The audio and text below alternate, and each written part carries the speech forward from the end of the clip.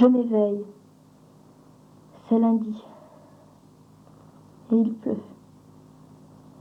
Bof, tant pis.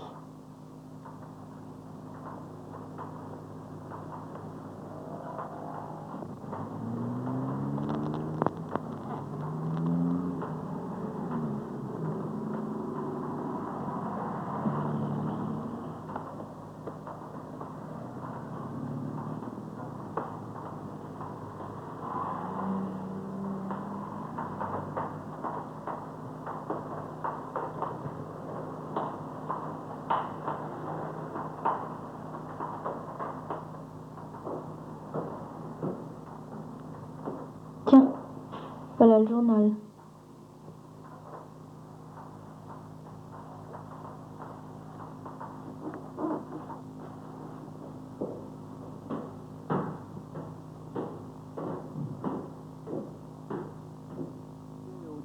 Interrogatoires du militant basque José Arregui ont été placés tout à l'heure en détention préventive. Le juge d'instruction qui a pris cette mesure souligne qu'elle ne préjuge en rien de l'avenir et que l'enquête suit son cours. Je vous rappelle que c'est après 9 jours d'interrogatoire pendant lesquels José Arregui a été torturé que le terroriste présumé a trouvé la mort. Après les manifestations d'hier au Pays Basque espagnol, un certain malaise s'est emparé de la classe politique. Café, pain, beurre ne suffisent pas à me faire sortir de mon état presque léthargique. Autonomes, les séparatistes sont descendus massivement dans la rue sans que la police intervienne. Un exemple significatif, à la tête des manifestations hier, se trouvaient des hommes au visage cachés sous des cagoules, c'est-à-dire des terroristes présumés qui brandissaient des pancartes, ce qui, aux yeux de la loi espagnole, constitue une incitation à la rébellion armée et les policiers ont l'ordre de ne pas intervenir. Je vous rappelle aussi que pendant ce temps, l'eau froide. Voilà le remède. Dans 3 prisons espagnoles font la grève de la faim depuis la mort de José Arregui. J'y plonge mon visage, brusquement saisi, et durement ramené à la réalité. Une vie nouvelle commence. Le journal était gris ce matin-là. Pourtant, un titre attira mon attention. La façon dont il était rédigé me fit penser pendant quelques instants à un rébut publicitaire. Où se cache l'éléphant Tullus Rosetti? L'affaire du musée reste un mystère. Mais non, ce n'était pas une farce, et poussé par la curiosité, je lus la suite en dernière page. J'appris alors qu'un animal très rare, acquis récemment par le musée d'histoire naturelle, avait disparu dans la nuit de mercredi à jeudi. Comment cet animal naturalisé avait-il pu se volatiliser? Le professeur des nébules, qui jadis avait capturé en Afrique du Nord, était le premier à se poser la question.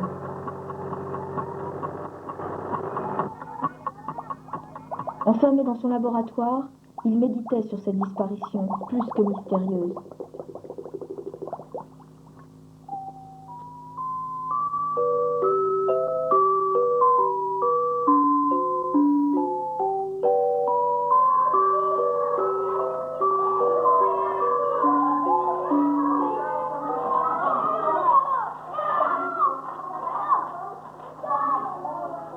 Les enfants, si vous le voulez bien, vous allez me raconter votre visite au musée mercredi. J'aimerais que vous me désigniez le ou les animaux qui vous ont le plus impressionné. Ainsi s'adressait mademoiselle édulcorée à ses très jeunes élèves. Les bambins aux joues roses à croquer avaient l'air ravis par la proposition de la maîtresse.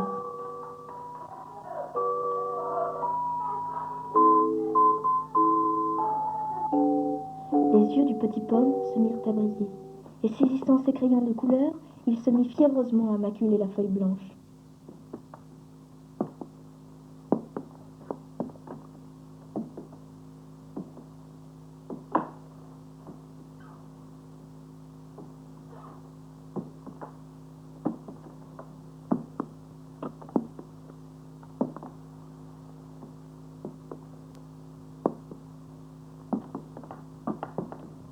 Tous, sans exception, mettaient une application à l'ouvrage que mademoiselle édulcorée appréciait d'un sourire amusé.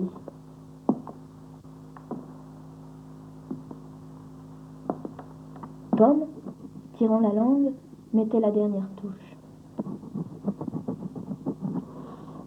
Fini, dit-il, en levant le plus haut possible son doigt, et il se mit à raconter son animal préféré. Il a des petites pattes bizarres, des fois il est rose, d'autres fois il brille. Il a une trompe et puis une longue queue. Avec ses grands cils et ses yeux tout ronds, il est rigolo. J'ai joué avec lui dans sa maison. J'ai même goûté à l'arbre aux framboises.